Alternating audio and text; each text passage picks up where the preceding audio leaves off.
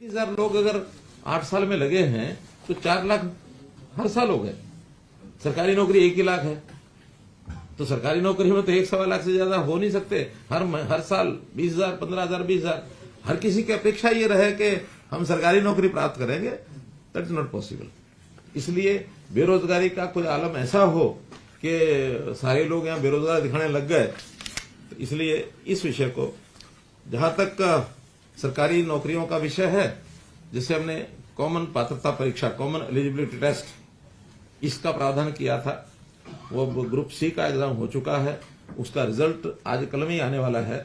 Result में company ने जो हमें मैसेज हमने पूछा है कि भी कब आप घोषित करेंगे, तो उन्होंने कहा कि हमारा रिजल्ट जो परीक्षा का होता है वो तो तैयार है। अब उसमें कुछ आंकड़ा उन्होंने हमारे से मांगा हुआ है कि रिजर्वेशन जिनकी कैटेगरीज की है उनके कौन कौन से रोल नंबर हैं, और उसमें भी कुछ उनका पिछला जो बैकलॉग होता है उसके हिसाब से हमको उसकी थोड़ा निश्चित करना होता है कि भी कौन से वर्ग के ज्यादा जाएंगे, कौन से कम जाएंगे, कौन एक्स सर्विस मैन है तो कौन से होंगे, स्पोर्ट्स पर्सन है तो कौन से होंगे। वो सारा डाटा उनको उपलब्ध करा दिया है, और मुझे लगता है एक आध दिन में सारा करके और वेबसाइट पर डालेंगे। हर कोई अपना नंबर देख करके कि कौन एलिजिबल हो गया है, यानी 50% और 40% की जो कंडीशन है वो एक उसमें डालेंगे। हाँ, सोशो इकोनॉमिक वो भी हमको उनको देना है कि जो 5% मार्क्स सोशो इकोनॉमिक जो जिसका जो पात्र है वो उनको देंगे, ताकि उसमें जुड़ करके फिर मेरिट बनेगी, और उस मेरिट में इसके तुरंत बाद एडवर्टाइजमेंट ग्रुप सी की निकलेगी। सी की एडवर्टाइजमेंट के लगभग 30,000 तो रिक्वेशन डिपार्टमेंट पास आ गई है, 6,000 पुलिस की है, 36,000, और उस समय तक 1,000-2,000 बढ़ जाएगी। तो इस प्रकार से लगभग 36 और 40 के बीच में ये नौकरियां ग्रुप सी की अगले टीजीटी के अलग है, हाँ टीजीटी के अलग है, बिल्कुल ठीक है। तो 36 और 43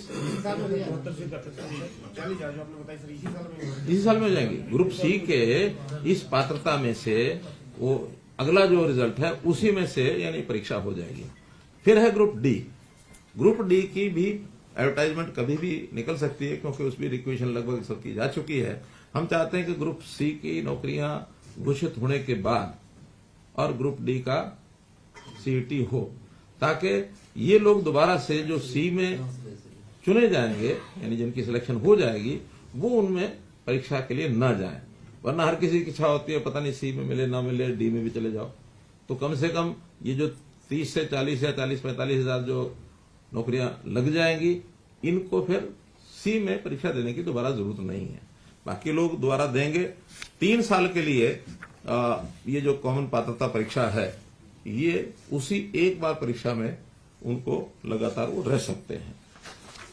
तो ग्रुप सी का भी तो होगा फिर हर साल होगा, वो हर साल का होना, लेकिन इनका 1 साल होने के बाद इनकी मेरिट 3 साल तक लागू रहेगी। इम्प्रूव करने के लिए कर सकते हैं। तो इस साल भी होगा ना ग्रुप सी का? तो होगा ना, ग्रुप सी का इस साल फिर होगा, यानी पहले डी, इस साल वाला डी होगा, फिर सी होगा, अगले साल फिर डी होगा, फिर सी होगा।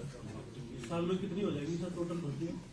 मैंने बताया कि अभी जैसे ग्रुप सी की 42-43, डी की ज्यादा नहीं होंगी, 15, 17, 20 के आसपास होंगी। कारण क्या कि ग्रुप डी की हमने 18,000 2 साल पहले की थी, तो ये तो बैकलॉग कुछ ज्यादा हो जाता है। सी का बैकलॉग ज्यादा है, कुछ कोविड के कारण से, कुछ वैसे कारणों से। 4 साल पहले ग्रुप डी को 19,000। वैसे भी ओवरऑल ग्रुप सी में संख्या ज्यादा है एम्प्लॉइज की, ग्रुप डी में उतनी नहीं है। हाँ जी, वही तो मैंने बताया। अब देखिए, इसको भी बड़ा एक मैजिक सा एक आंकड़ा आएगा। अब 6.5 लाख आप 18 साल और 60 साल के बीच की संख्या का अगर प्रतिशत निकालेंगे तो ये लगभग 6% बैठेगा, क्योंकि 1.25 करोड़ आबादी होती है। और अगर इसको 2.5 करोड़ से हिसाब से निकालेंगे, 2.25 करोड़ के हिसाब से, तो 2.5% हो जाएगा, कम हो जाएगी परसेंटेज।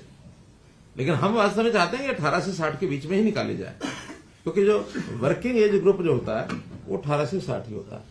तो 18 से 60 के बीच में अगर करेंगे तो ये लगभग 6% के आसपास बैठेगा। ये तो वो डाटा है जो पढ़ा हुआ है या नहीं पढ़ा हुआ, 18 से 60 के बीच में उसने अगर कुछ लिखा हुआ मैं रोजगार नहीं कर रहा, तो वो ये डाटा है। हाँ, जो उसने लिखा मैं बेरोजगार हूँ, क्या वो पढ़ा है या नहीं पढ़ा? हाँ, उसमें कुछ नहीं। एक विषय इसमें है कि जो हमारे टेंडरिंग है, यानी